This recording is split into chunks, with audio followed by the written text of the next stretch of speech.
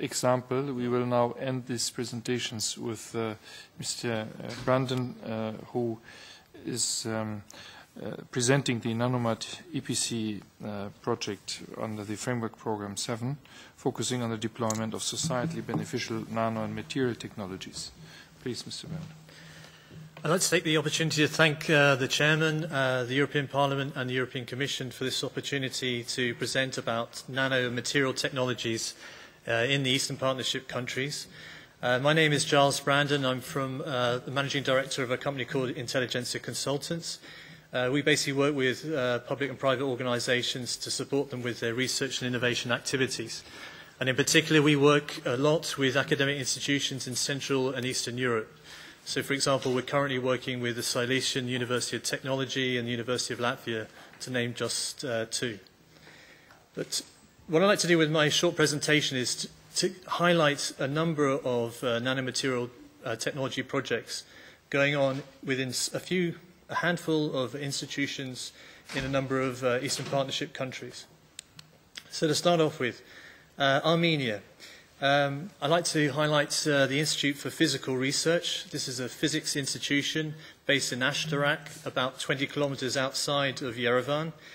They have been very, very successful, participating in something like 4 or 5 different FP7 projects. Two that I'd just like to mention. There's one called Nanomat EPC, which in fact I'm the coordinator of.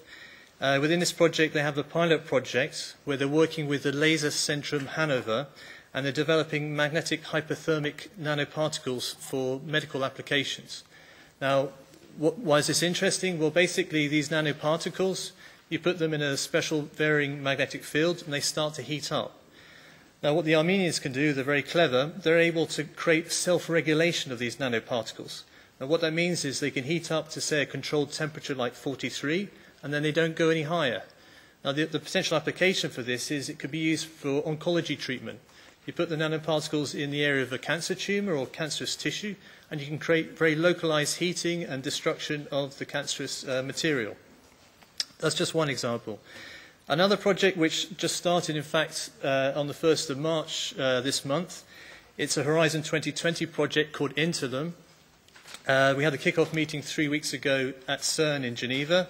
CERN is the coordinator.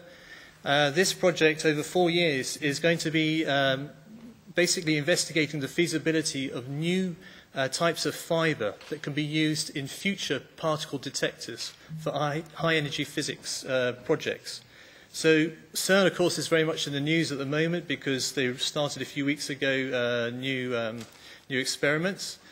Who knows, maybe in 5 to 10 years' time from now, the particle detection systems that will be used in their high-energy physics projects, maybe some of the origins for the materials for that will have come from this Horizon 2020 Interlum project.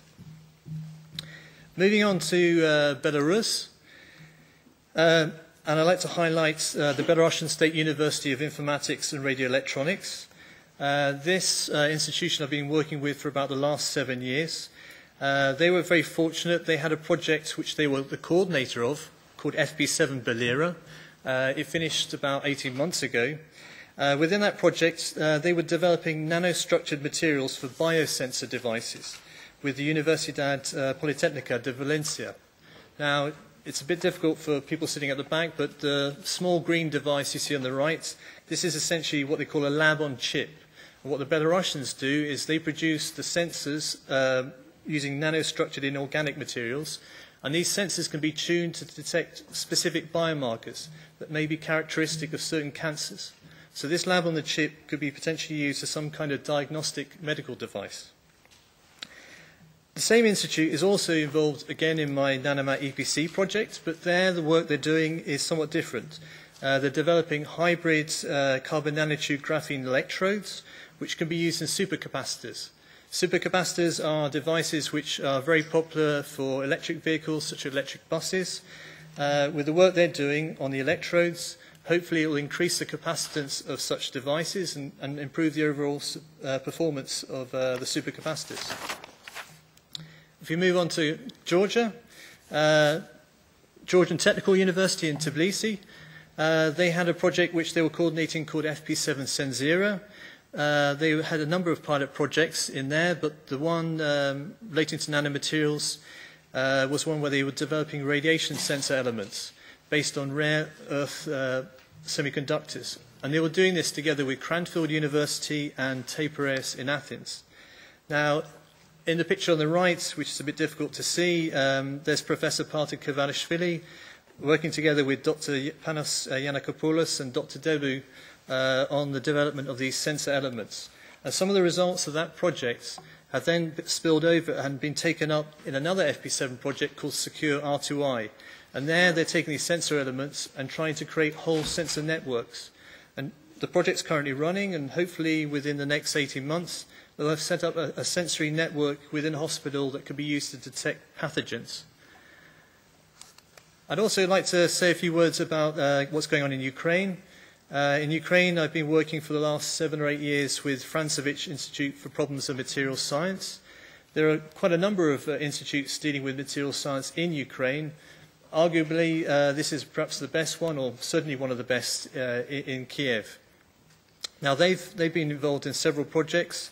They're currently working in this Nanomat EPC project. They're developing anodes that can be used in solid oxide fuel cells. The clever thing that they're doing is they're using zirconia in these anodes, and the hope is that that will increase the conductivity of these anodes and thereby improve the overall performance of the solid oxide fuel cells. The person they're working with at the University of Birmingham is a certain Robert Steinberger-Wilkins, who's a world authority in this area. So it gives you an idea of the fact that he's working with Ukrainians. He obviously regards their research as top quality. The Ukrainians, Francevich, they're also working on a project called FP7 Fribel Spec. This is a large integrating project. It's coordinated by the National Technical University of Athens. There they're developing new production techniques for carbon fibers based on pan precursors. And what's interesting in that project, they're working also together with a very famous Ukrainian company called Yuzhnoye State Design Office. This company basically designs and builds the rockets for launching satellites, and in the Cold War era for launching SS-18 missiles. So that's a very quick step through of a number of countries, a number of institutions. What I'd like to then say is we're now looking ahead. Of course, we have a number of countries that have associated to the Horizon 2020 program. Moldova did last year. Ukraine signed the agreement on the 20th, and it's been backdated to the 1st of January. And hopefully, during the next 12 months, Armenia and Georgia will also be becoming associated. Now, of course, the benefit of this is it's going to allow them to participate in more of the Horizon 2020 program, such as the SME instrument, the widening program, European technology platforms, etc., etc. But I would like to just highlight something called the Marie Curie schemes. You mentioned, Mr. Buzek, at the beginning that you really benefited from your trip to Cambridge back in the 1970s. Well, Marie Curie is a fantastic scheme for facilitating secondments for mobility of researchers. And for example, under FP7, we take the example of Ukraine. Ukraine had 274 participations in FP7 projects. Out of those 274, 82 were in the Marie Curie IRSIS scheme. So 30% of all Ukraine's participation was in Marie Curie IRSIS. IRSIS stands for International Research Staff Exchange Scheme. What I'd like to highlight is there is a bit of a paradox now. Ukraine, when countries exceed, like Ukraine and Moldova, it has an unintentional consequence on their participation in Marie Curie. So, for example, whereas before Ukrainian academics could come to Europe and they would be eligible for funding, when they become associated, this funding mechanism stops. They're no longer eligible. I'm sure it's an unintentional consequence. Nobody probably looked into this. But I raise this point, I flag this point because, yes, FP7, 30% of Ukraine's participation came from Marie Curie. Now I have a fear that there'll be a block on this collaboration. To put it in concrete terms, the Interland project I highlighted earlier on with CERN, we wrote the proposal last year. We had Ukrainians in that. If we were doing the proposal this year, following association, they would no longer be able to get funding. So I conclude with a question that I'd like to raise to the European Commission, and it's basically the following. Can the Commission please consider the possibility that just for Marie Curie Rise, in order to facilitate continued collaboration, that they allow the old funding rules for countries like Ukraine, Moldova, so that they still receive funding in that particular scheme? Thank you. Thank you very much. Thank you for your presentation. You mentioned Marie Skłodowska-Curie. I apologize. My Polish isn't good enough. Which is very important because it reminds us that at those times in Poland, under Russian occupation, there was no possibility for her to study sciences in Warsaw.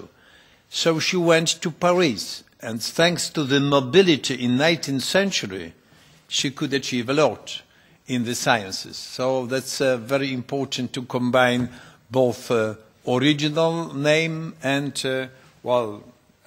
second name of Marie Skłodowska-Curie. And, you mentioned nanomaterial technologies. They are now, as we say, key enabling technologies, because we wanted to give a general approach to such technologies like new materials, nanoelectronics, biosciences. So thank you very much for all your explanations and all your proposals. Very interesting.